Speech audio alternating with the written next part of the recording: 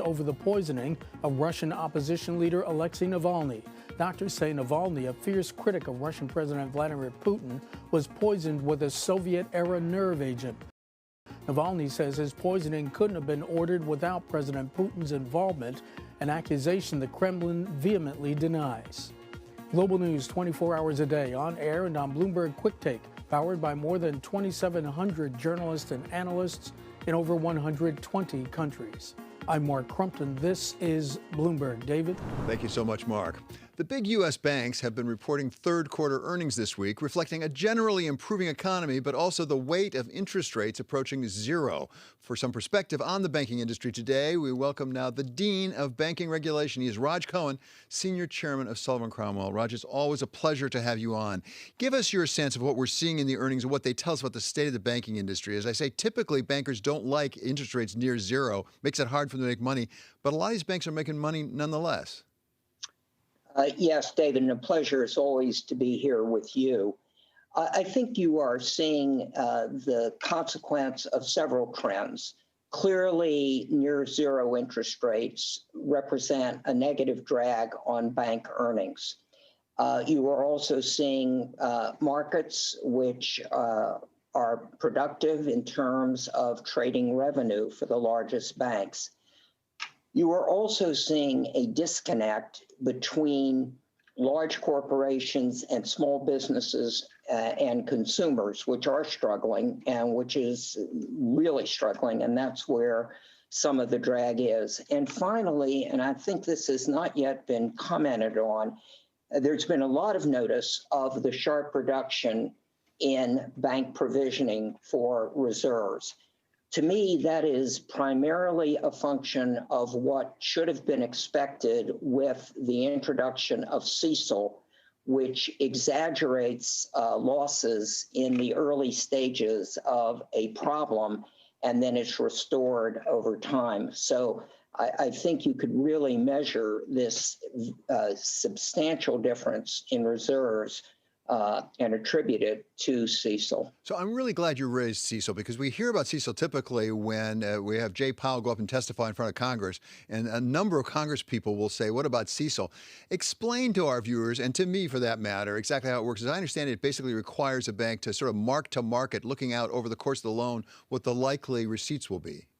Well, basically it says, what are your losses over the entire course of the loan, rather than your losses which are expected within a relatively short period of time.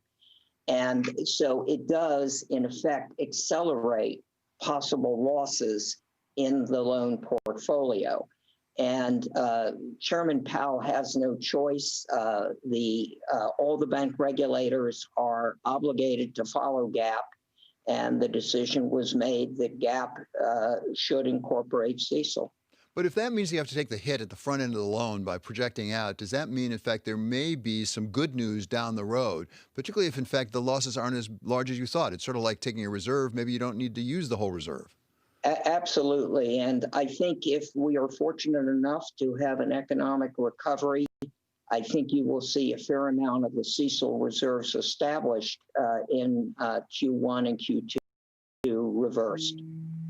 So, Raj, as you know well, we've got now just 20 days away, we've got an election coming up, and we have two very different candidates in Joe Biden and Donald Trump. They differ on a lot of things. Do we have a sense of how they might differ with respect to bank regulation, how they treat the banks? I don't know that we do.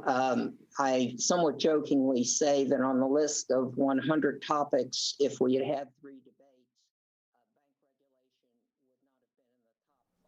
would not have been in the top 5. Hello again, guys. Welcome. Today we have here we have the oil, the crude oil. Here we have the natural gas, the gold here, and here we have EuroCAD.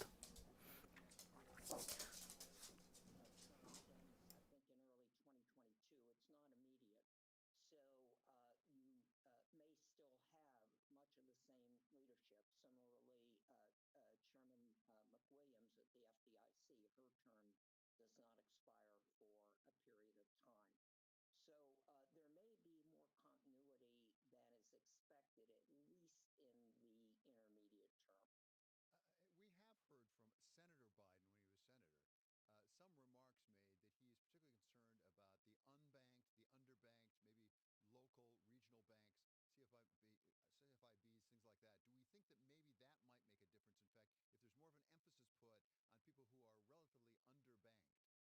In fact, if there's more of an emphasis put on people who are relatively underbanked? I think if the former vice president is elected, you're exactly right. There will be an emphasis, and frankly, there should be an emphasis on the underbanked and unbanked. We talk a lot about economic justice, and I think correctly so. And if you do not have access to the banking system, you are not going to be able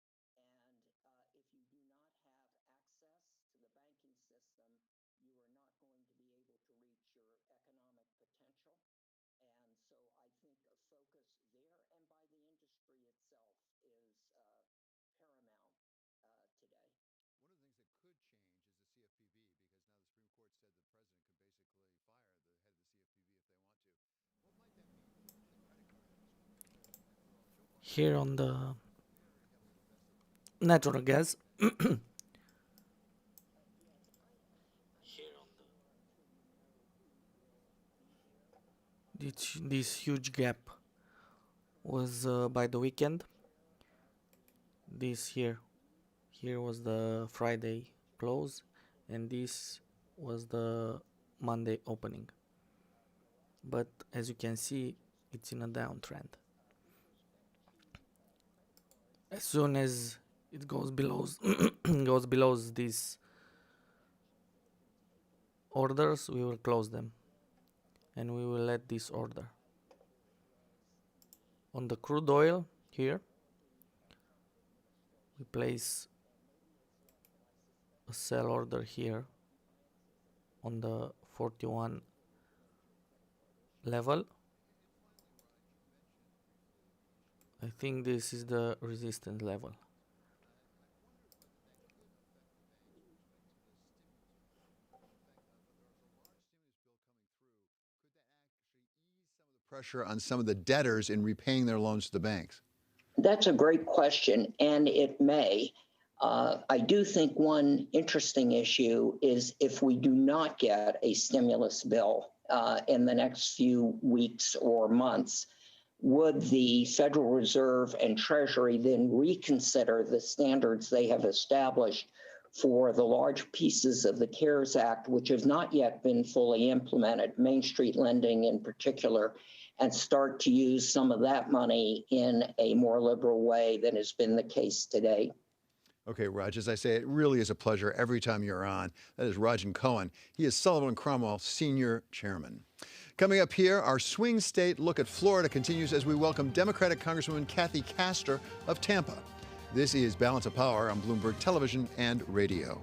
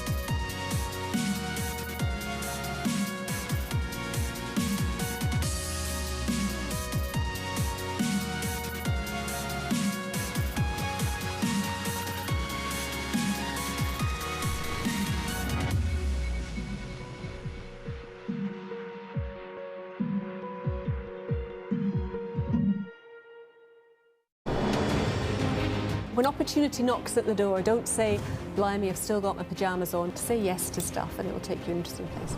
We're clearly going through some very unusual times and, enormous difficulties getting groups of people to agree on things. From Bloomberg's European headquarters in the City of London, join us on Leaders with LACWA.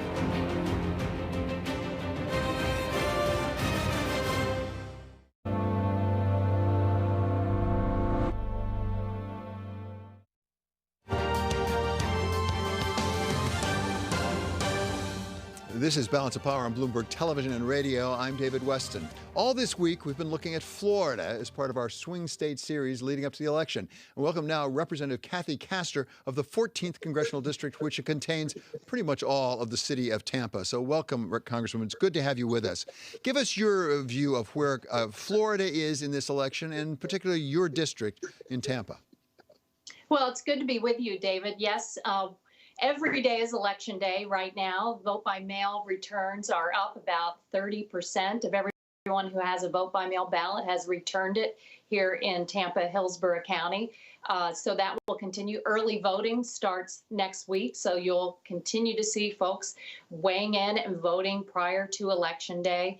And we have a very good system of vote by mail. But what I'm hearing from folks, and I think what is driving the large vote by mail returns is the coronavirus, COVID-19. We are averaging now well over 100 deaths per day here in the state of Florida. Folks are very concerned that here in the United States, we have the highest death rate out of all of the developed countries in the world. And this has impacted many small businesses, especially the leisure and hospitality sector and all of the businesses tied to that. So those are the front burner issues right now, controlling coronavirus and trying to operate your business safely and have schools operate safely as students have gone back or tried to handle instruction at home. Congressman, as you look in your district, is this particularly hitting seniors and their voting? Now, I understand your median age is pretty young, actually, in Tampa. It's like 34, 35 years old. But we hear some reports out of Florida in general that seniors may be very concerned about this and therefore, let's be frank, perhaps inclined to vote for the former vice president rather than for President Trump. You bet everyone is concerned. And in fact, in the Tampa Bay Times today, the largest circulation of all newspapers in the state of Florida, I was really struck. They had a section of page after page of our neighbors here in Florida who have lost their lives to coronavirus. Yes, they were trending older, but I was struck by folks in their 40s, 50s. They had a synopsis of their life story, really sad tales. And now I think everyone has been touched in some way. They know someone or they've had a family member who's been impacted, or the failure to control the coronavirus has led to economic fallout. They've lost their job. And they're wondering when is the United States of America going to get its act together to crush this virus and do the widespread rapid testing that we need to get this under control. Congressman, another issue in this campaign is energy and energy policy, and you particularly have a leadership role in that, both in your on the subcommittee on energy and power of the House Energy and Commerce Committee, but also you're chair of the Select Committee on Climate Change. So give us your perspective of what the voters of your district care about when it comes to energy, particularly as you choose between a Vice President Biden and a President Trump. Yeah, there couldn't be a more stark difference when it comes to environmental policy and action on the climate crisis. Here in Florida, you would think because we're the sunshine state that we generate a lot of our electricity from solar power. That's not the case. We're still tied to fossil fuels. But folks now, they understand that clean energy can be less expensive. They've seen cost escalate due to climate impacts, whether that's their flood insurance, their property insurance, longer, hotter summers, so their air conditioning bills, these rapidly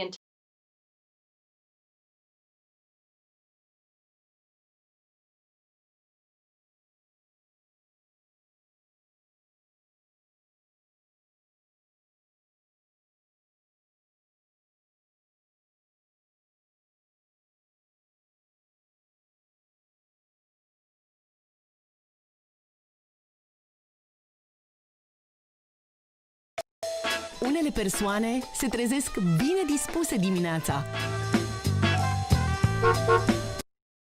One thing with me, the nice part, I went through it. Now they say I'm immune. I feel so powerful. I'll walk into that audience. I'll walk in there. I'll kiss everyone in that audience. I'll kiss the guys and the beautiful women and everybody. I'll just give you a big fat kiss. No, but there is something nice. I don't have to be locked up in my basement, and I wouldn't allow that to happen anyway. I wouldn't allow it to happen. When you're the president, you can't lock yourself in a basement and say, I'm not going to bother with the world. You got to get out, and it's risky. It's risky, but you got to get out. But it does give you a good feeling when you can beat something, and now they say you're immune. I don't know for how long. Some people say for life. Some people say for 4 months. I mean, every time I think about it, every time I hear them, it gets shorter and shorter and shorter because they want it to be as bad as possible. I have such respect for the people of this country, the way they've handled it. It's been an incredible love fest together. That's really what it's been. And sympathies from all of us to those people whose family members have died, whose friends. I've lost friends. Thank you very much. Thank you very much.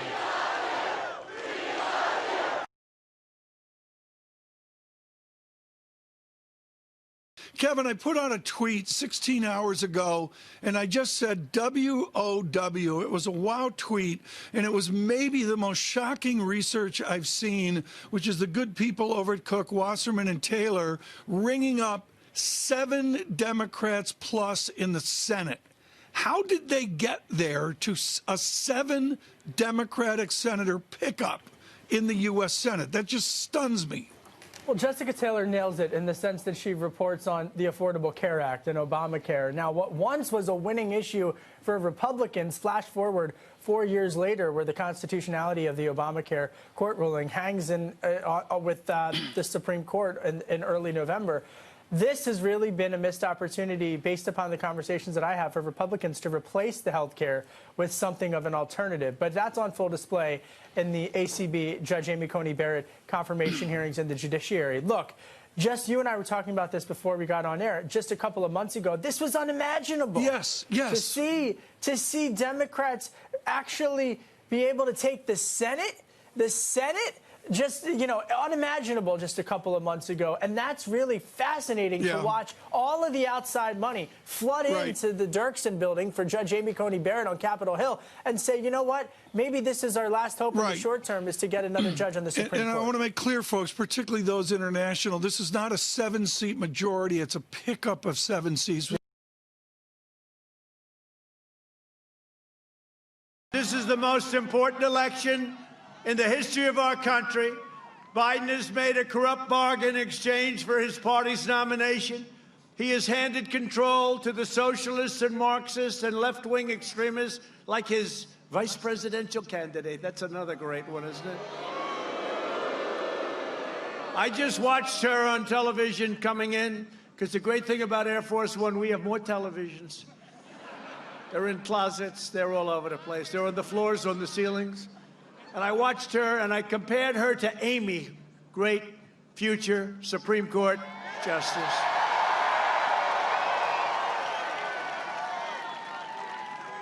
And I will tell you, Amy's made a great impression. The vaccines are coming soon, the therapeutics, and frankly, the cure. All I know is I took something, whatever the hell it was, I felt good very quickly. I don't know what it was. Antibodies. I don't know. I took it. I said, I felt like Superman. I said, let me at him. No, and I could have been here 4 or 5 days ago. It's great. We had great doctors. I want to thank the doctors at Walter Reed and Johns Hopkins. I ask you to do me a favor. Suburban women, will you please like me? Remember? Please. I saved your damn neighborhood, okay? The other thing, I don't have that much time to be that nice. I can do it, but I got to go quickly. We don't have time. They want me to be politically correct. Oh, yes, let's discuss it. Let's talk about it over the next 10 years. No. We saved suburbia in the U.S. I got rid of a regulation that was a disaster, and it was very unfair, and you've been reading about it for a long time. It's been going on for a long time. It became much worse under Obama and Biden. You damn well better vote for me, Pennsylvania. You better vote for me. Sleepy Joe Biden's plan will crush America. And my plan, we're going to crush the virus very quickly. It's happening already. It's happening. Almost 90% less mortality. You know, the mortality rate is at like 85. If you had it 7 or 8 months ago, it was not as good as if you have it now, and soon it's going to be perfecto. And I said that the drug that they gave me, we're going to be distributing it all over the country to hospitals and everything else, because I'll tell you, that sucker works. And now I'm immune, they tell me. I'm immune. I could come down and start kissing everybody. I'll kiss every guy, man and woman, man and woman. Look at that guy, how handsome he is. I'll kiss him.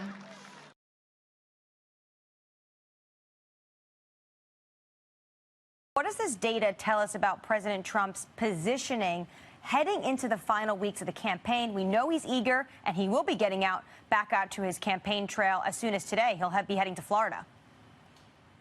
Well, that's right, Anne Marie. That Washington Post ABC News poll certainly wasn't good news for Trump, though he, of course, was quick to write it off as inaccurate. I think we all still have fresh memories of election night 2016, and I remember having pollsters on the phone just devastated, feeling that they hadn't calculated correctly the mood of the country. So, of course, everyone's still pretty cautious about getting an accurate read on the situation. But what we can say at this point is that we would expect to see a narrowing in the polls into the final weeks, as is typically the pattern. And it's good news for former Vice President Biden that his lead nationally at least appears to be actually solidifying, and so far not allowing Trump to close that gap. But of course, there are so many caveats here, and the two big ones I would point out are the battleground states and turnout. Of course, a handful of key swing states here could be the deal breakers for a Biden win, and the state polls are much closer, even in that Washington Post ABC News poll, and less clear in the leading candidate than at the national level. So one in particular I would watch, of course, is Pennsylvania, which Trump has been making a hard run at. You mentioned Florida, he's headed to today. These are both key states. And secondly, it's always about turnout. We do know that millions are already sending in mail-in ballots, but this is an election unlike any other, and even for polls that measure likely voters, it's hard to say whether those responding will show up on Election Day, particularly given the strange circumstances this year. Michelle, now that he's had his first public appearance since he was treated for COVID, what issues will you be watching for Trump to prioritize in these final weeks? Well, you know, the COVID diagnosis certainly interrupted one that he had been trying to push very hard, and that is law and order. It certainly appeals to his core supporters. So we could expect to hear him kind of get back to that. But he won't be able to avoid all the economy-related issues right now. Of course, front and center, and you've been talking about this on the program, is the stimulus showdown.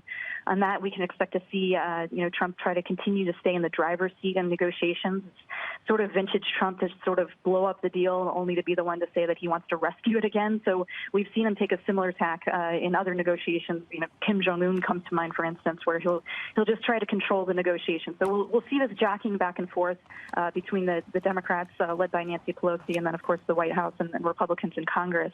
But so we're going to see that stimulus back and forth. Whether or not we see it before election or after in terms of a package is very critical for the economy. It might not play as much into election politics in terms of, feeling each side feeling that they'll need to do that. But lastly, we'll also see this sort of tug of war between the Trump and Biden camps on whether Americans should view the economy as having moved past COVID with strong fundamentals, which is what the Trump team would favor, or just hobbling along and in need of a leader with a far different style on how to manage the pandemic. So, you'll hear the Biden camp continue to link the economy state with the COVID response and the lack thereof in their view. So for those undecided voters still left, October 29th will bring us a first look at the third quarter GDP data and perhaps a little bit more information there and elsewhere to take a view on that. Speaking of those undecided voters, a lot of them are independents, Michelle. And yesterday I went through the Washington Post ABC poll, and we see really a stark contrast to where Trump was versus Clinton in the independents, where Clinton actually trailed, where he is versus Biden. I mean, look at that versus Biden, 52-40 for the independents. Is this where that's right. either candidate is going to win?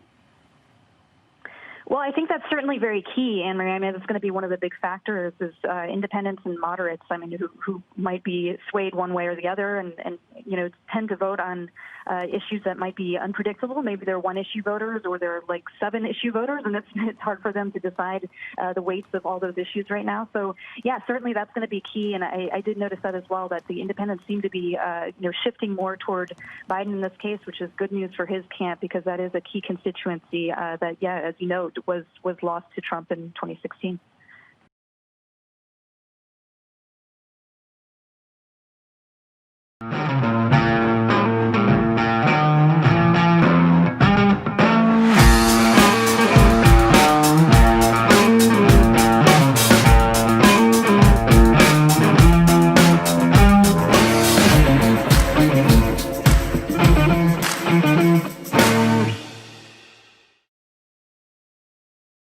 He betrayed union workers at Goodyear when he called for a boycott of buying Goodyear tires because of a personal grudge.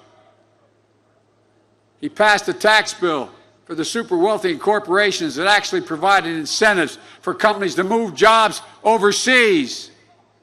Folks, manufacturing is the backbone of America. But we're in a manufacturing recession because of Donald Trump even before the COVID virus hit.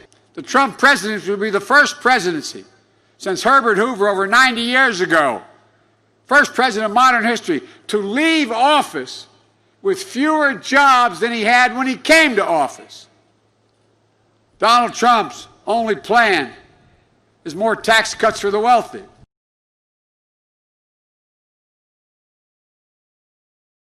$215,000 dead because of COVID.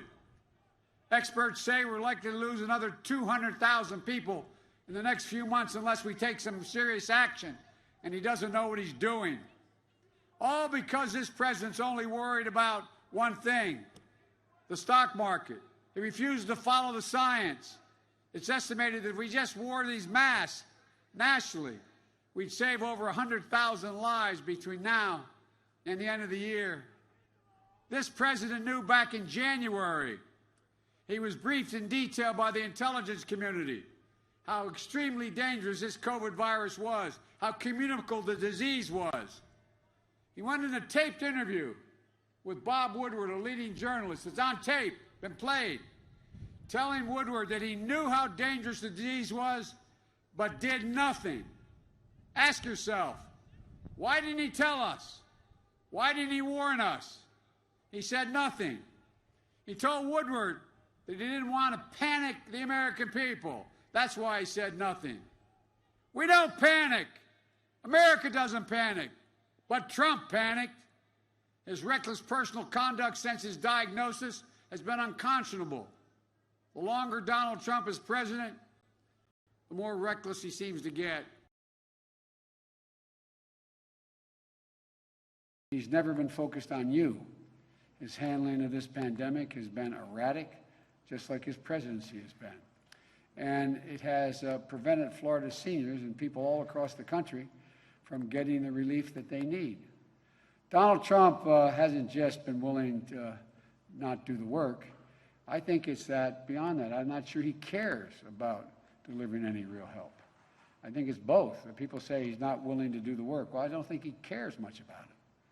While you're losing precious time with your loved ones, he's been stuck in a sand trap on one of his golf courses. And when he does decide to lift a finger, it isn't to help you.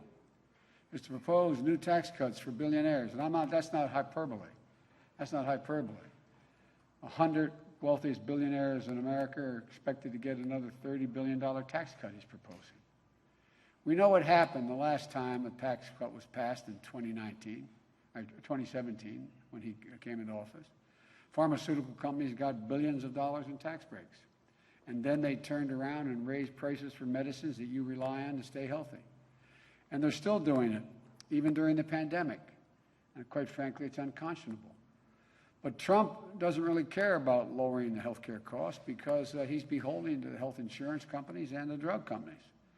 After all, he's asking the United States Supreme Court, as I speak, he's asking them right now to strike down the entire Affordable Care Act, which would eliminate seniors' ability. Most of you are on Medicare.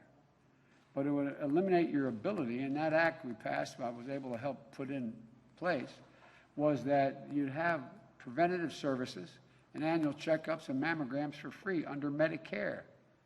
If it gets struck down, that gets wiped out as well.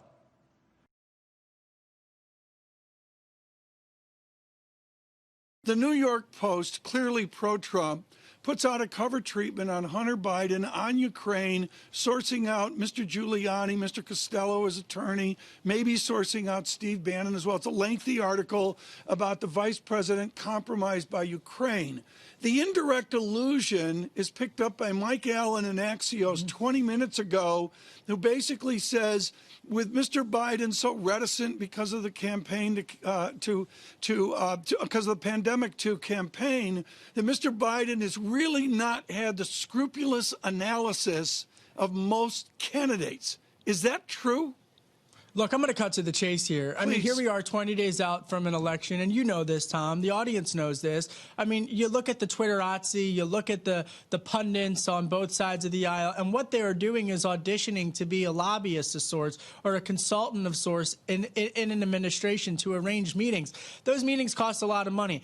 The question from a geopolitical sense is who advises the commander-in-chief, right? We've seen this play out in the past 4 years. It obviously predates this White House. But the question that the Post is touching on is on foreign policy, who will have the commander-in-chief's ear? In this case, should it be President Biden as he's looking at rallying Western allies in Europe, as he's looking at the Nord Stream 2 pipeline, as he's looking at dealing with Russia, which he says he would be more combative with?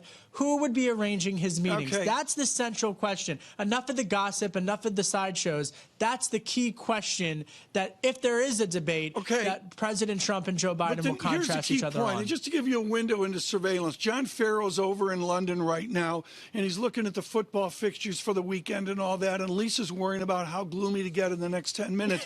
I'm looking at a wall screen over here in my studio, and it's non-Biden, non-Biden, non-Biden, Biden, and then Fox, of course, Kevin, is 24/7 on Joe Biden and Ukraine and Hunter Biden and that. Does that kind of polarity work in this election, or is this election so unusual with 20 days ago that the old formulas don't work? Back to Jefferson and Adams.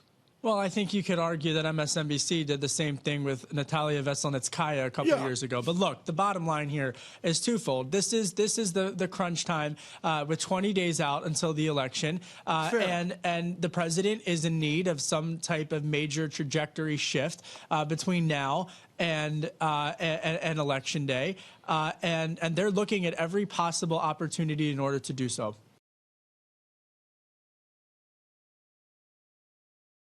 J&J is the second frontrunner, I think in about 3 to 4 months, halting a trial. Should we be worried, or is it just part and parcel of how these trials work?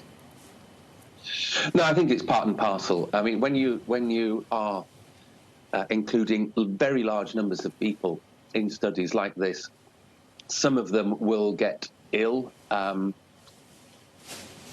reasons that may be associated with vaccine, but most likely is just one of those things that's caused by something else. And so what you have to do is every time you get one of these severe illnesses to really work out whether or not it was because of the vaccine or was something else, and whether that has implications more widely. So this is something that happens many times in a lot of vaccine studies. So we shouldn't be too concerned at this stage. But Professor, overall, are we expecting a vaccine too much? Do we want it so badly that we risk going too quickly, or is that just a perception in certain people that are not scientists? No, I think we really do need a vaccine. I'm quite optimistic that we will have a vaccine, probably not this year, probably early to mid next year, that is effective and safe. But you're quite right, we cannot rush it because we cannot afford to produce and circulate a vaccine that is not as safe as is humanly possible. And because otherwise, you would undermine the entire vaccine program. So, yes, we are likely to have a vaccine. I certainly believe we will, but we cannot release it until it's had been properly tested to the standards that we've worked to for years. Professor, how would you currently describe the efforts of various countries to try and contain the virus? The rules are vastly different country to country, especially if you look at the US and, for example, the UK, but even France. Yeah, I think it's been one of the big disappointments about this epidemic, in that the science doesn't vary from one country to another country. The virus itself behaves in much the same way around the world. There are differences because of climate and different population densities and things like that. And yet, different countries are really doing some very different things. And even within the UK, we've seen Scotland and Wales doing things very differently to England. And really, we shouldn't, in this day and age, we should not have actually ended up like that. We should have had a properly agreed policy and strategies that were present and applicable more widely, because I think when you have such variation, it leads to confusion, it leads to people not really believing what they're told. So I'm certainly quite disappointed that we're not, and this isn't just directed against the UK by any means, that we weren't able to have a properly coordinated European response to the virus. But Professor, who should give us the framework of what to do? Has the WHO been failing us? No, I think the WHO has generally done a pretty good job in over the course. It's been very clear in its statements, and when the science has needed the statements to be, has changed. The WHO's statements have changed. I think. We've been talking about following the science, but early on in the epidemic, there was a lot about the science that we didn't know that we do know now, and the strategy and the process that the WHO has gone through to produce its guidance and its technical guidance has been. I think has been exemplary. It produced documents that have had well thought out, good quality science with critical reviews of the evidence.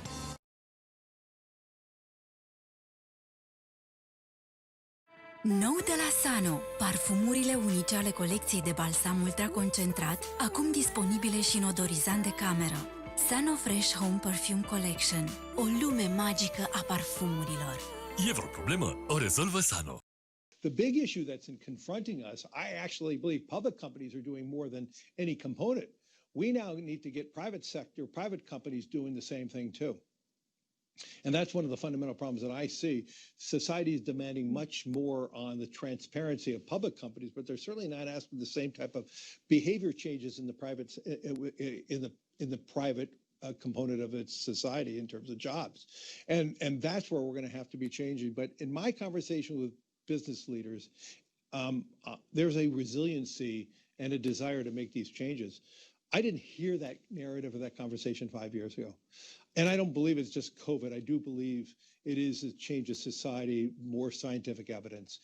And so this is not a one-year fix. This is a generational fix. It's going to take time, but I do see that resiliency with corporations in moving forward.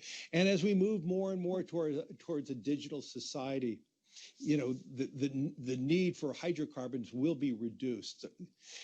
I want a future in which only 50% of workers are working in offices and the other 50% we could rotate are working from home.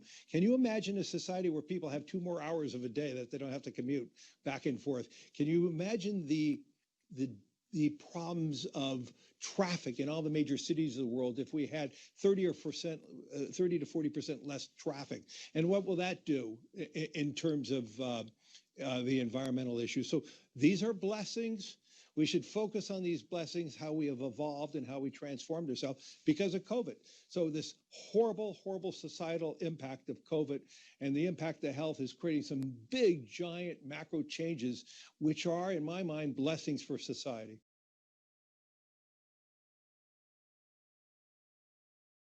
Dave, when President Trump became ill with COVID-19, he was treated with the kind of therapy that Eli Lilly and Company, your company, is developing for the coronavirus, an infusion of monoclonal antibodies. Yet for months, vaccines have been getting all the attention and, by some estimates, 10 times as much federal funding. Why so much focus on vaccines and not on therapies? My point of view, not speaking for the whole health community, is that we need both. That, of course, vaccines for many patients, many people, will allow them to not contract the virus. It is a key part of the exit strategy for this pandemic. There are many challenges with the vaccine process, producing enough, ensuring safety, public education, et cetera. It deserves, I think, a full effort. And I think you mentioned the ratio of public spending on this in the US, but I think they've allocated $10 billion or something to work on vaccines. That is a very small sum compared to the economic impact that we've seen with this pandemic. So it's, I think, a wise investment by itself. You could ask, why don't we spend more on therapeutics as well? And I think that would be the right thing to do, because the best vaccines early won't protect more than 50 or 60% of those who receive them. That's the FDA standard. And that not everyone will choose to be vaccinated. And so that this disease will become endemic and will continue to spread. People will get sick at a rate, and medicines like monoclonal antibodies could help prevent the worst parts of this illness. So we're optimistic about their role, and new data will be emerging very soon, and we think these will be in broad use over the course of the next several months. Would you like federal funding, or is Lilly better off not having received money from the government? Well, we've chosen not to receive any money. I think the purpose of this kind of funding is really twofold. One, to de-risk spending research time and effort on these antibodies, and two is to help scale manufacturing. In our case, I decided, along with our head of R&D the last week of February, we were going to make a medicine for COVID-19 for monoclonal antibodies. We decided to do that because it was something we can do, a good thing to do for the world, and then we had unique capabilities to move quickly and get that done. So we saw this as just a responsibility, not necessarily as a financial constraint. We're well capitalized and have lots of cash flow. We also are one of the largest manufacturers of monoclonal antibodies in the world already. So by rearranging our capacities and then forming new partnerships, we could create quite a bit of capacity within our umbrella. We've done that so far. So no need for that. What we do hope is that these get reimbursed, that well-developed markets pay for the therapy so that we can cover our cost of research and manufacturing. And that's what we're in discussions with many governments about now. Dave, in just 6 months, not 6 years, Lilly was able to generate clinical data that proved antibodies can neutralize the virus. It's remarkable to anyone who's familiar with what goes on in the pharmaceutical industry and in biopharma. How are you able to compress the timeline so dramatically? Yeah, it is an amazing story. And my hat goes off to all of our scientists, as well as our collaborators, that have literally worked every weekend and every day, sometimes 16, 20-hour days, since late February to get to the data we just released and will continue to release. So there's a huge human effort here that can't be underscored enough. But I think there were two main things that happened in this process. The first is that actually viral targets versus other targets for drugs using antibody technology are not that difficult scientifically.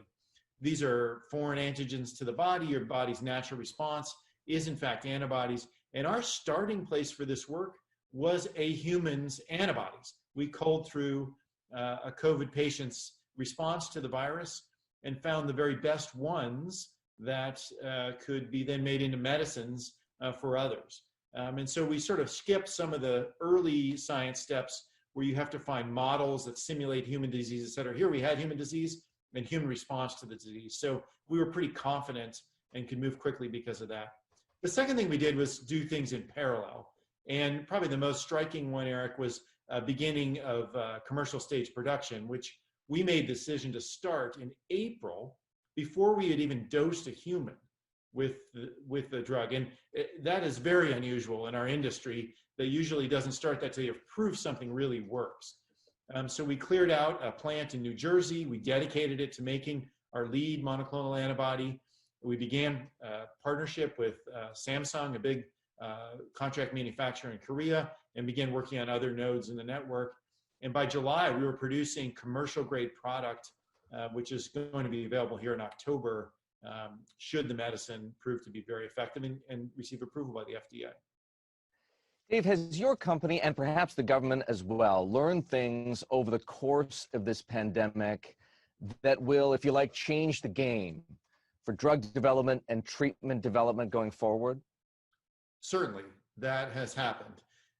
First of all, I think the way we've worked with regulators has been truly unique. And I think there's a lot of discussion and criticism about government's response to this pandemic. But one thing, and I say this in the most nonpartisan way, that really has worked is the ability to change how conversations can occur, to be much less bureaucratic and regimented about regulatory interactions, and really work as a team to move a medicine to patients.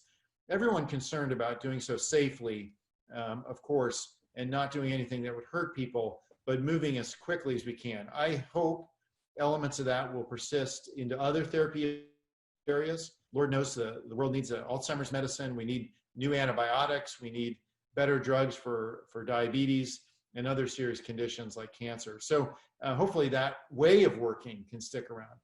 I think the other thing that we have to have a conversation about is preparedness for pandemics.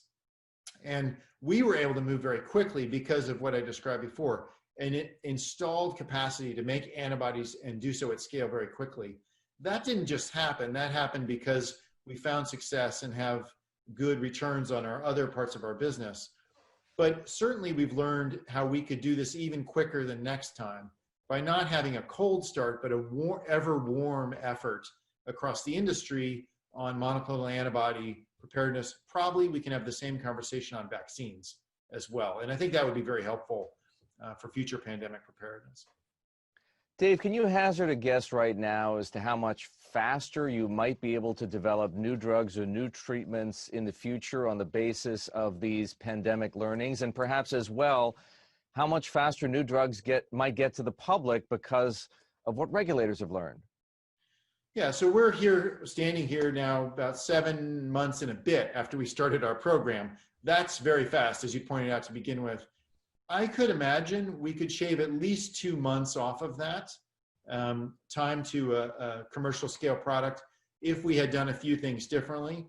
I think one of those is this idea of ever warm, so that as soon as a new pathogen emerges, in this case by early January, we knew in China that there was a very novel coronavirus emerging, we could begin that work. It really didn't start until later in February for us. The second thing is recruitment to clinical studies. This is a vexing problem across all therapy areas we work in, and it's probably hard for common listeners to understand, but today it takes more time than you could imagine to find the right subjects to get in the right study. And even during a pandemic, that's been challenging. So we've spent at least 2 months recruiting studies out of this 7-month time period, where really there's enough patients out there, but we just haven't connected them fast enough. Using digital capabilities, having better testing to begin with would be helpful. And then public awareness of the importance of clinical trial research early in pandemic response. I think many people want to do their part to progress the science, but just don't know how to. Dave, anyone paying close attention will have noticed that President Trump received the Regeneron antibodies and not the Lilly antibodies. Is that a curse or a blessing? Well, I've been asking myself that for the last 4 days as well. Certainly, it's done one important thing, which is raise up the discussion about antibodies and their importance in helping people get treated, particularly people with high-risk comorbidities. Age and weight have been discussed here, but we know hypertension, diabetes, et cetera. That's the right place to use this kind of medicine. The truth is, Regeneron had an open compassionate use study. We did not. We are, that led to some of the speed of response on the day he was treated. I think it's fine. We're not competing with Regeneron here. There aren't enough. There are more patients than there is supply. So there aren't enough competitors in a way to really solve the pandemic. We hope they're successful. I'm sure they hope we're successful. And together we can make an important dent in the disease. This has helped, I think, this strategy more than anything. Have you experienced or do you anticipate a surge in requests for compassionate use? We're beginning to experience that now, Eric, and we're setting up a facility to manage that better. Under the FDA rules in the US, there's a single patient IND pathway. That's what people have been requesting so far, and we've been granting those based on the urgency of need, et cetera. So it's happening. Of course, ultimately, the real answer here is for the FDA to approve under the emergency use authorization procedure, the Lilly monoclonal antibodies, both the single therapy and combination. That's what we're advocating for, and Regeneron. And then people could get them widely, and it won't be about who your doctor is or who you know. It'll be anyone. And we know health disparities in this country are a major issue. I think the EUA pathway is really the way to address that. So what is Lilly's timeline for FDA emergency use authorization? Well, it's the FDA's decision to make. We have to apply for it.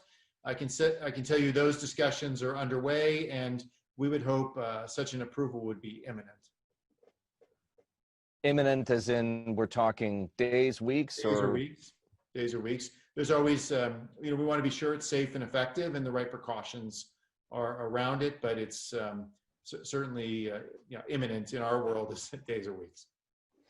Dave, I don't need to tell you that there are significant obstacles to manufacturing antibodies at scale. What is Lilly's capacity for manufacturing right now, and how ambitiously can you expand it? Well, we've taken a very aggressive approach there, Eric, as I mentioned, going back to April. Before we even had a candidate in the clinic, we were working this problem knowing we had to land something in a big capacity later. We didn't even have the product defined. The first thing we did was we worked with the FDA to clear out an entire monoclonal antibody factory of the other products it makes and move them to other nodes in our network. So we have a dedicated site here in the US where we're making product as we speak and have been since midsummer. The second thing we did was we signed an agreement with the largest contract manufacturing organization for antibodies in the world, based in South Korea, and we cleared out several of their suites to make this product. They're doing that now in 2 key lines they have there. The third thing we did was we then rearranged some more things over in Ireland, so we have a European base of supply. And then just a few weeks ago, we announced a major collaboration with Amgen, who has rearranged their network and will be using their Puerto Rico site to make significant quantities of the antibody. That all said, there still will be a shortage, and we'll have to work with officials to make sure the right patients with the highest risk in the countries that are having outbreaks receive the medicine. But I think we've done quite a bit, really at unprecedented speed, to make sure we can bring as much volume to the fight as we could. Dave, the United States clearly wants to secure as much as possible of viable vaccines and viable treatments for the coronavirus. How do you balance the needs of your country, or the demands of your country, I should say, against the needs of the world? Yes, it's a great question, and we have strong views on this. And that is, we think that this medicine should be matched closely to where the disease outbreak is occurring, not based on national borders or the ability to pay. That's our policy. And so what we will be doing is periodically, maybe in 2-month increments, reassessing where to assign volume based on the outbreak. Now today, sadly, a majority of that outbreak is in North America, in the United States. So a good portion early will go to the US for sure. But we also know countries like Brazil and India are suffering significant outbreaks, and their ability to pay is less.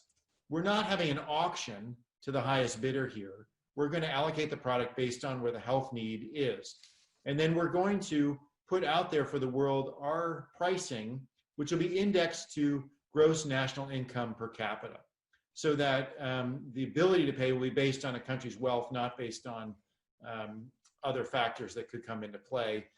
If it turns out the disease is all in poor countries, we'll probably lose money on this, but it will solve a lot of problems and save some lives that wouldn't have been saved otherwise. If it's all in rich countries, so be it. But we're going to assign product to where the problem's happening. And recognizing that's dynamic, Eric, if we had this available in March, we would have sent all our product to Italy. And it would have been a mistake to sell a year's supply to Italy if we needed it in New York just a few months later. So we'll need to do this in a very dynamic way, and hoping to form partnerships with governments to do this around the world. At the moment, all of these antibody treatments are still experimental, and they require intravenous infusion in a clinical setting. In the future, do you think it'll be possible to go to your doctors or perhaps even the local pharmacy and get an antibody shot the way we now go and get a flu shot? I do think that's possible, and we're actively working that problem. It's faster to do infusion, and given the shortage of material, it's a way to get the antibodies in your body with the least amount of waste, meaning antibody that doesn't actually get to an active site. We know that from a deep clinical experience. But there's two other strategies we're pursuing, looking at both of them.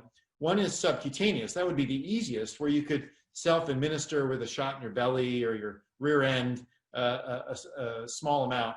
To get to there, we'll need to have very potent antibodies. Now, it looks so far that the lead antibody from Lilly in monotherapy, the one using one antibody, is highly potent. Publications will be out soon describing that. That one has a chance to get to sub-Q. The other strategy is what they call IV push, where you get a line in your arm, much like you're giving blood or even lab samples when you go to the doctor for cholesterol and other things.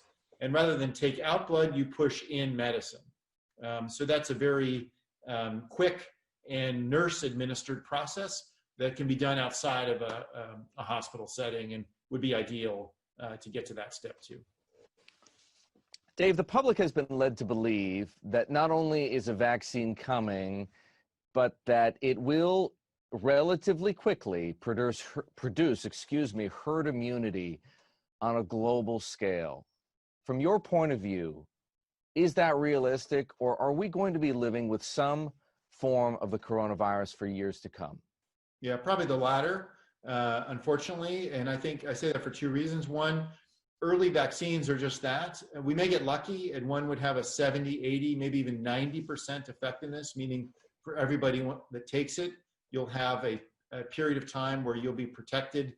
And even our best vaccines now are 90% would be a great number. The FDA standard for approval is 50%, 50. So they're obviously expecting something less. And I think it would be surprising to have a highly effective vaccine on the first go. They'll improve through time, and they'll improve in two ways. One is the percent of patients who are vaccinated that respond. Hopefully they'll go from 50 upward. And the other is the duration of the response. That's unknown today based on both the virus the virus's changes in its own genetics, which we're still learning about, and the vaccine technology we're using. We're using relatively new technology for these early vaccines, this mRNA technology. So those are unknowns. So at least at the beginning, when everyone gets vaccinated the first and second time, most of them require 2 shots, by the way, as well, we'll have some gap probably between an ideal approach versus where we are at that point. The other big factor, Eric, is many people may choose not to be vaccinated, and that's a tragedy. But even in a robust flu season, we often see 30 to 50% of Americans choosing to be vaccinated. We need something much closer to 100%, but that's a social problem. And we need media and social media and trusted authorities to help people understand why it's in everyone's interest to become vaccinated. In that gap between ideal and what will happen, we have medicines, and that's why we're working on the antibodies right now. What lessons about the healthcare system, good or bad, are you drawing, should we draw from the COVID experience? Yeah, I think about a couple things. One is the flexibility of the system is high. I think one difference from Europe to the East Coast of the US, when we had almost a parallel outbreak, although tragedies occurred and too many lives were lost, I think it's safe to say that the extra capacity of the US healthcare system really showed up. And wards of hospitals were repurposed, and thank goodness that occurred. In places even like Houston and Miami, that happened, and we absorbed enormous caseloads. Whereas I'm sure you read tragically in some more socialized healthcare systems where there's more rigid capacity, they did become overwhelmed, and I think it led to more loss of life. That's a good thing. It's expensive, but it bore out as valuable during the middle of the crisis. The second thing is that medicine is a learning discipline, and there have been real improvements in survival in hospitals since those early days. By some reports, as much as 2/3 improvement, so that if you're admitted to the hospital today, your probability of leaving in a healthy state has gone up dramatically. And I think that's a good thing, even without new medicines. And of course, the final thing is what we do, which is make medicines to work with the good care doctors provide. And that's happened quickly. And I think combination therapy in particular has helped advance treatment course. But we can move faster. I think the spreading of knowledge still isn't universal. Do I have confidence that everyone gets the same care in this country? No, I think that's been a disappointment so far, is that depending on your income, if you know where to go versus not where to go, and even differences between doctors has borne out in unnecessary mortality and morbidity. Dave, it's easy to forget in all of the excitement over synthesized antibodies that Eli Lilly is a leader in treatments for cardiac conditions, migraines, several types of cancers, diabetes, and other illnesses. Will the public's image of drug companies change as a result of the scientific triumphs in the fight against the coronavirus, or will the beatings resume once the pandemic is over? Well, I hope that people think about our work differently. I can tell you we do. And one gauge of how effectively companies are we in a business of health, or are we helping people with their health, and that's a good business? I think inside my company, that's even shifted quite a bit, and I thought we were in a good place to start. We've never had a more motivated, purpose-filled group of 35,000 people than the one I'm leading today. Will that spread beyond our walls? Well, I hope so. I think even the conversation about antibodies over the weekend in the lay press has helped people understand, boy, these are really quite profound scientific advancements. They're happening quickly, and they could help someone I care about. Will that memory last? Maybe is the question you didn't ask. There may be a short-term halo, and I think that's incumbent on two things. One, us finding better ways to simply explain what we do. We make things very complicated, and I think that's been a challenge for us. And then two, discovering more important cures, working on important diseases that take people's lives. You know, this year in the US, COVID will be the third most common reason someone dies, which is incredible and a tragedy beyond description, but it's the third most. Still, more people die of cardiovascular disease and cancer than will have been killed by COVID. That happened last year too. Yet the news media, the energy around that were not the same. But probably we didn't describe what we do and the advances we're making in those areas as well as we have this year. So hopefully we can all take lessons from that. And one thing we all learned is without our health, we don't have much. And we're in the business of helping improve people's health. We can explain that better, I think, in the future.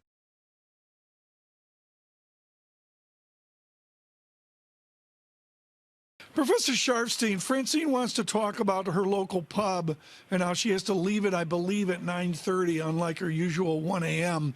But I've got to talk about the medicine of the weekend, which is this idea of immunity and the president talking about a positive glow. I went back in my limited virological knowledge to quintessence in the 13th century. Are we back to medieval medicine?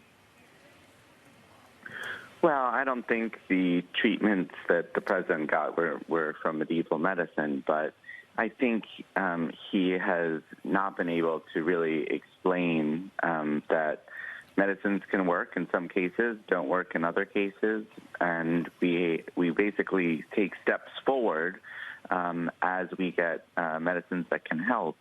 And nonetheless, the coronavirus is a very serious threat, and you can't count on necessarily the medicines working. We don't have immunity to Staphylococcus or to pneumonia in the bacteria world. Do we generate immunity in the viral world? Well, we don't really understand immunity fully to coronavirus and this particular coronavirus. It's possible that some people who have gotten sick, after they get completely better, are going to be relatively protected from getting sick again. And the vaccine, we hope, gives a degree of immunity for a period of time. But all those things have to be proven and not assumed. Josh, I have a million questions on, steroid mania, on Regeneron, the president being sick and being given a number of course, drugs. Does it help with us understanding with what works or not? No, I mean, not at a broad level. We learn about medications from clinical trials where you're comparing people who get medicines to people who don't get medicines. And we know that steroids are quite helpful. They reduce mortality for people who are very sick. And so the fact that he got steroids indicates he was pretty sick. And remdesivir has the result of reducing the hospital stay. And these antibodies, I think, may well prove that they're effective, but nobody's really seen the data, and that'll be reviewed by the Food and Drug Administration. Dr. Sharfstein, there's like a million people being fed up with this. We also had a virologist in the last couple of hours saying the only way forward for this is herd immunity. Can you just distill in your own words what the best course of action right now should be for the U.S., but also the rest of the world? Yeah, I think the best course of action is for us to be cautious and try to reduce infections as much as we can until we get a vaccine, and then go all in on the safe, effective vaccine to get the virus really, to push the virus out of our lives. But the idea that the way we're going to push the virus out of our lives is for us all to get it first, and then there'd be just fewer people for the virus to move to, which some people, call a herd immunity approach, is a terrible one if you're one of the people getting the virus, getting really sick or even dying. And it really means that we're not going to do anything. We're just going to let people get sick and die. And even then, even if all these people get sick and die, you don't necessarily get very high levels of population immunity. And what happens is people can still get sick. So if you would been, keeping yourself safe, you can't really go out, because herd immunity doesn't mean nobody gets it. It means that it just is slow to move around, doesn't reduce the risk. So you really, even after all of that suffering, don't get a lot, say, for the economy. What really matters is the vaccine. And if we can just stay vigilant until we get a vaccine, better treatments, then we're going to be in much, much better shape. Do people understand that? Or again, are people being swayed by, non-experts, non-scientists to go in the other direction? I think the herd immunity idea appeals to people who don't think they're in the herd, who don't think it's their job to go out and get sick. There are not a lot of people volunteering to get sick. I think it's an idea for other people to get sick, and it's not a particularly kind idea. And I think as more people understand that, I think they will understand that this is not a real solution. This is sort of a way for some people to hope that other people will do the work for them, and when really we should be caring about other people and working together to defeat the virus.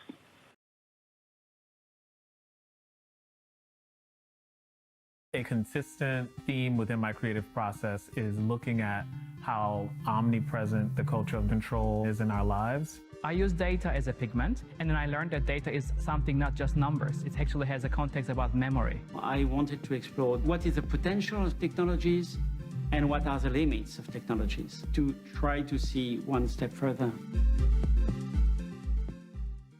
Hyundai Motor, connecting art and technology.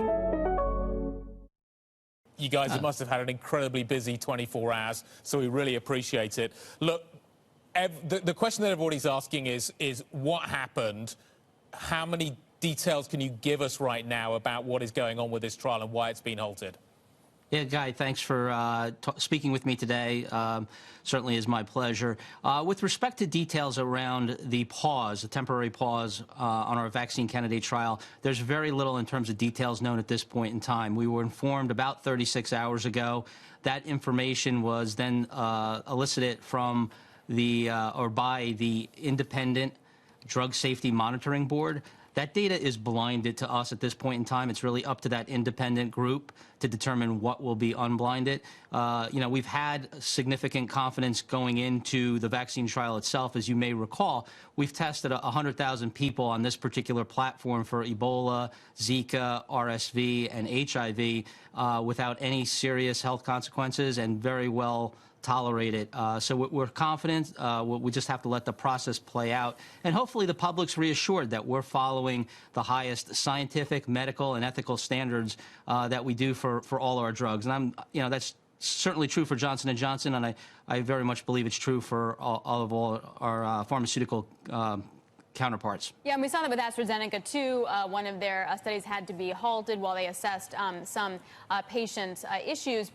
But it hasn't yet still been approved by the FDA to continue, but it can continue in other countries. And I just wonder if you could help us understand the procedure globally as you're testing the vaccine in many countries as to what stops, what moves forward, how quickly that can happen. Yeah, so Alex, I won't speak specifically on AstraZeneca's compound. What I can say from our perspective, though, the details are still being finalized to find out about the patient. You know, it's a 60,000-person study, which is the largest of any vaccine trial being currently conducted.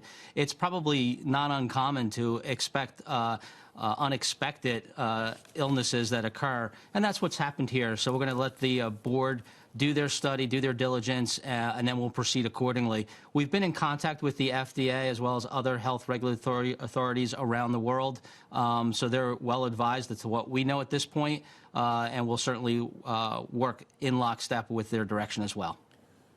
Joseph, can we talk about the timeline a little bit? Sure. Alex Gorski, your CEO, yes, has said in the past, and I'm quoting here, that he would expect the vaccine to be available late this year or early next year. Is that timeline still the one you're working to, or do you think the risk is it gets pushed out further than that? Yeah, so, Guy, I think the best way to answer that as the CFO is to say we're not changing any investment plans to expand our manufacturing footprint, so we're planning for success with that same timeline in mind. That's a fair point to make as the CFO. On the same lines, though, I wonder if you could give some insight into Johnson & Johnson's conversations with regulators, for example. A lot of the conversation and confusion in the market comes from the fact that we don't know if we trust a vaccine and who's going to vet it and how do you know if it's safe to take, et cetera. What's your conversation? So our conversation has really been to keep them advised of our scientific protocols. We're being transparent not only with the regulatory authorities, but also the public at large. We have a very detailed website which outlines our design protocol, our study results, our enrollment as that gets posted. So we're being very transparent. The public, I would hope, would look at today's temporary pause and, again, be reassured that we here at Johnson & Johnson, and I believe across the industry, are following every proper safety protocol guideline to its utmost degree. You've used the word pause and temporary a number of times. Yes. Can you just give me a sense of the timing around this? What is normal in terms of the pause that we should be expecting here? We are monitoring this, as you say, and everybody's monitoring this process so incredibly carefully at the moment. That's right. Yeah. So what does pause mean? Yeah. Right now, the pause is it is not a hold, as you might see from a regulatory body such as the FDA. A pause is to investigate this one singular individual with this one singular event, and what the cause of this particular event was. We don't even know at this point whether it was the placebo arm or the vaccinated arm in which this individual participated. So there just needs to be a little bit more diligence, given we're only 36 hours away from when this site first reported the event. And we appreciate you coming on and still talking to us about it, considering that you're gathering on your own information, because it really helps, I think, investors understand where the market should and could be. There is also, can you talk me through how development happens? So you have this one vaccine, it's in trials, et cetera. Once you get it approved, then what? Like, do you go back to the board and develop a better vaccine? There was a great article in the Times over the weekend that said that the rush to get a vaccine now might actually hurt future vaccine candidates down the road that could actually wind up being better. Yeah, Alex, I think we're a little bit distinguished in that regard, in that this platform, the adenovector virus, is not new for us. As I mentioned, we've had 100,000 patients studied in different trials for different disease states, and we're very comfortable with the platform itself. Right now, we're in the process, and it was supported by phase 1 and 2A results as well. What we're really focused now is on the efficacy as it relates to the coronavirus and making sure that it is efficacious and makes a difference to fight the pandemic. I don't think it's going to limit future vaccine development. I believe it'll provide actually a platform by which we can do this a little bit more efficiently across the industry. With our own study, we know that one of the advantages we believe Johnson & Johnson could have is a one-dose regimen. But we're also going to study a two-dose regimen later on, probably starting later this year, just to see if there's extended durability with respect to that. So I don't see the events of the last 7 months hindering vaccine development or drug development at large. In fact, I can point to many instances where the collaboration, the sharing of information will actually accelerate some novel solutions going forward across healthcare. Do you think, Joseph, that we could find ourselves in a situation where other regulators around the world approve your drug, other drugs, before they are approved in the United States? This is a race, a regional race to get vaccines to market and get those vaccines into people's arms. Do you think the U.S. could end up lagging as a result of the regulatory requirements that are being imposed?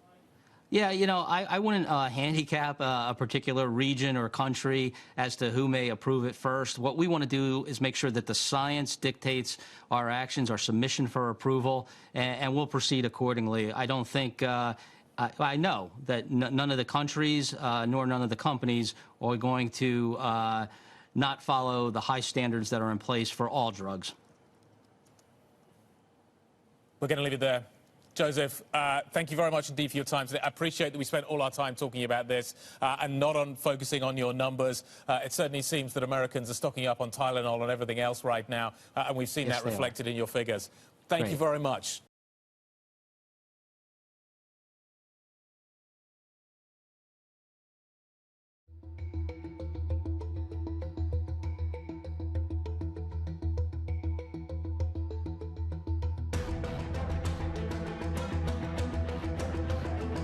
United, we can and will overcome this season of darkness in America. The silent majority is stronger than ever before.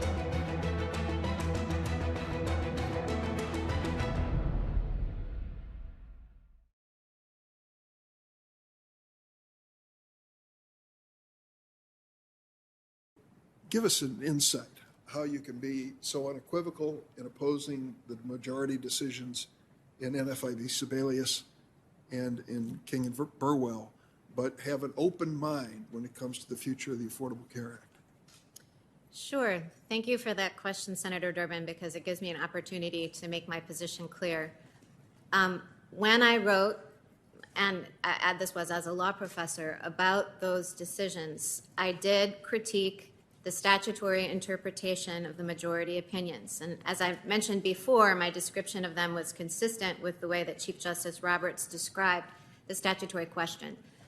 But I think that your concern is that because I critiqued the statutory reasoning, that I'm hostile to the ACA, and that because I'm hostile to the ACA, that I would decide a case a particular way.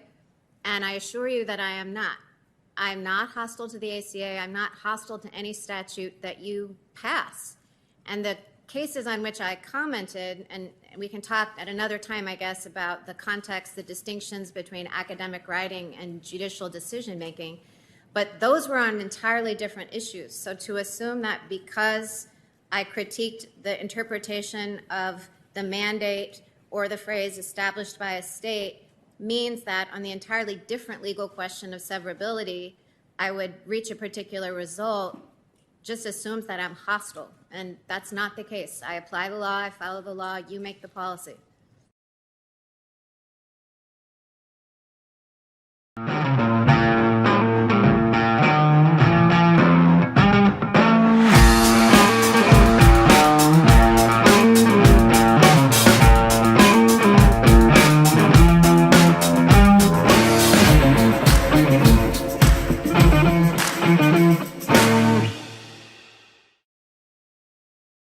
What are you seeing? We're seeing a beat on revenue. We're seeing a beat on net income. We're seeing a beat in fixed income trading here. We are seeing loan losses, the provisioning that is higher than what JP Morgan had put in, but again, lower than what analysts expected. So perhaps Wall Street has just gotten it wrong compared to what the banks are expecting in terms of loan losses. Again, they are higher than JP Morgan, so we're going to want to understand why the divergence. But overall, pretty clean numbers here by Citigroup. Sonali, as we see the numbers come out, we're getting this, folks, right now in real time. Every bank brings them out differently.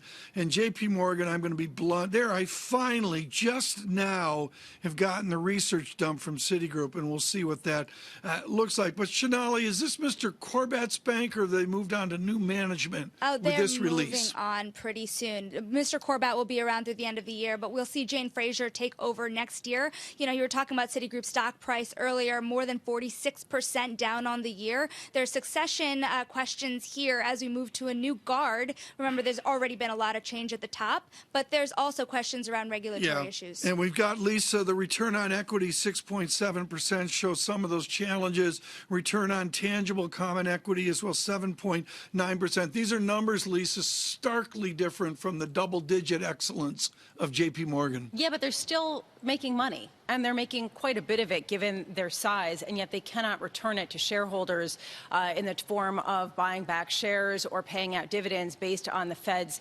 new rules. Sonali, what are they going to do with all this money?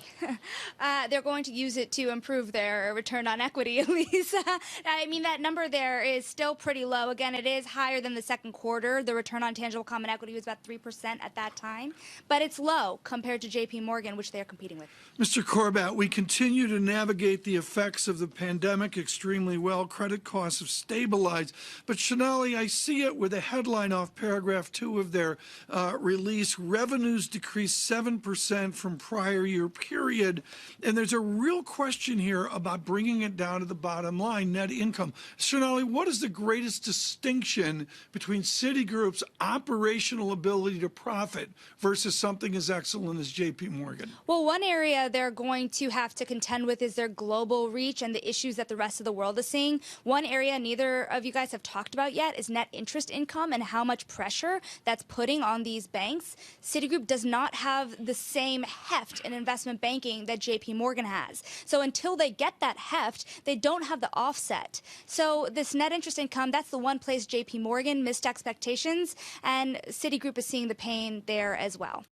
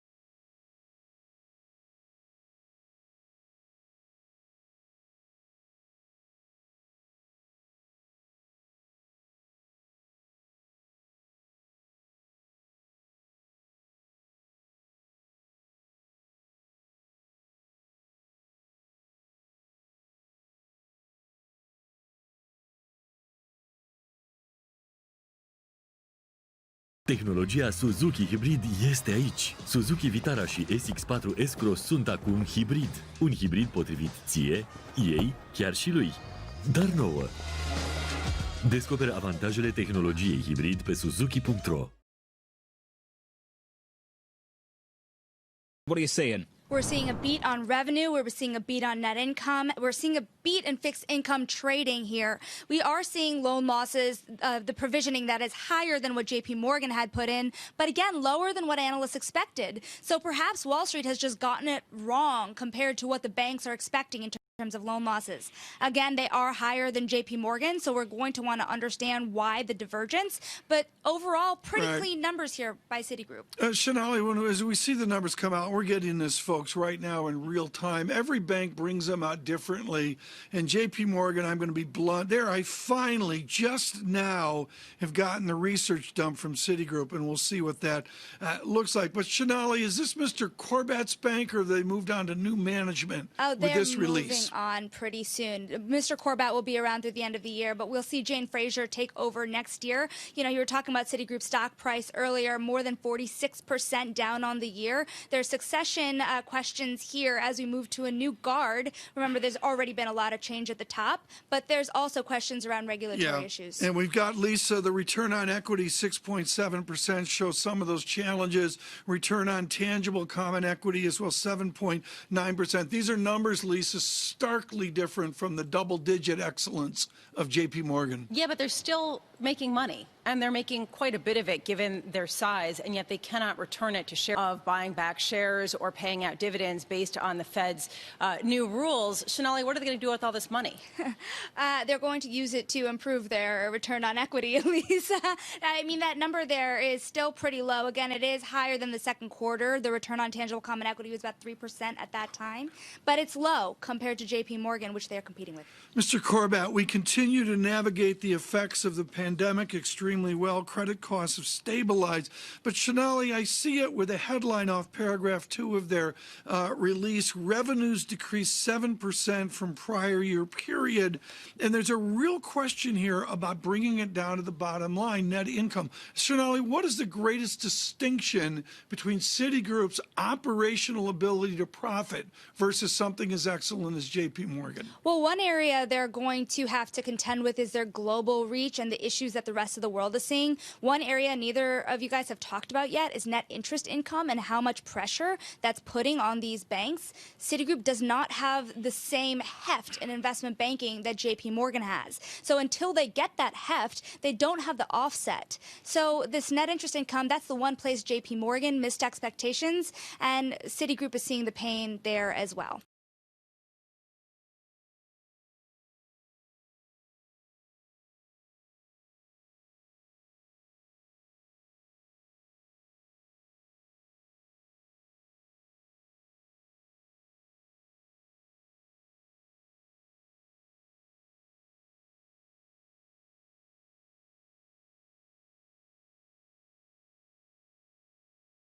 Tehnologia Suzuki Hybrid este aici. Suzuki Vitara și SX4 S-Cross sunt acum hibrid. Un hibrid potrivit ție, ei,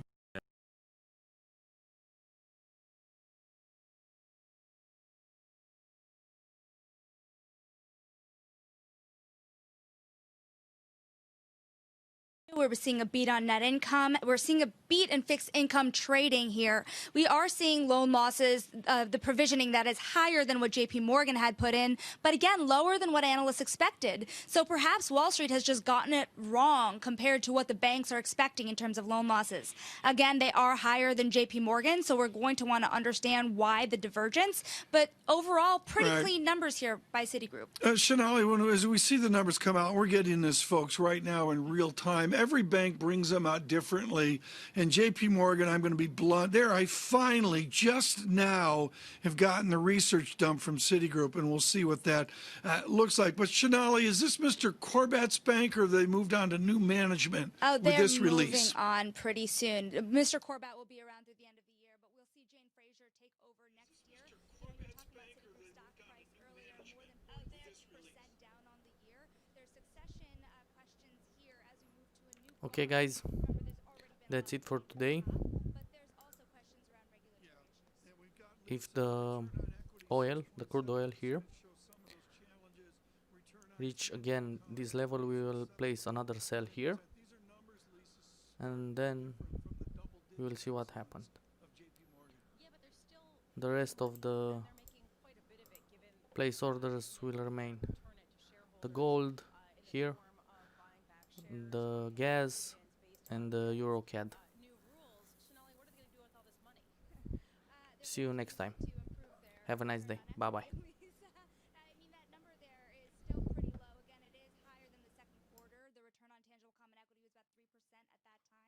But it's low compared to JP Morgan, which they're competing with. Mr. Corbat, we continue to navigate the effects of the pandemic extremely well.